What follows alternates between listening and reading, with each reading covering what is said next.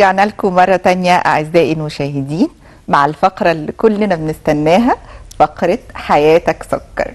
الدكتورة هالة سكر، أهلا بحضرتك. أهلا بيكي دكتور هالة. أهلا بيكوا حبايبي.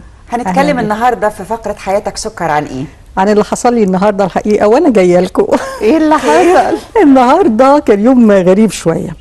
أنا طلبت تاكسي فقال لي بعد 7 دقايق. تمام، نزلت. أنا بقى ساكنة في الدور ال11، ففي 2 أسانسير، الاتنين مش شغالين. يا خبر. إيماجين، أكلم البواب غير متاح. عملت إيه؟ نزلت ال11 دور. يا بت. إيماجين، نزلت. التاكسي جه؟ لا ما جاش. كمان؟ كمان اتصل بيه ما بيردش، اتصل بيه ما بيردش. وبعدين قام لاغي الرحله، ودوروا لي على رحله تانية، قالوا بعد 3 دقايق.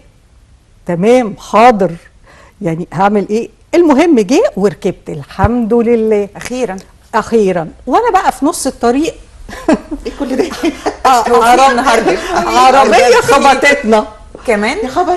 فابتديت اغني بقى ايه اليوم الحلو ده، يعني عارفه كده بقى. خفي على نفسك. بالظبط.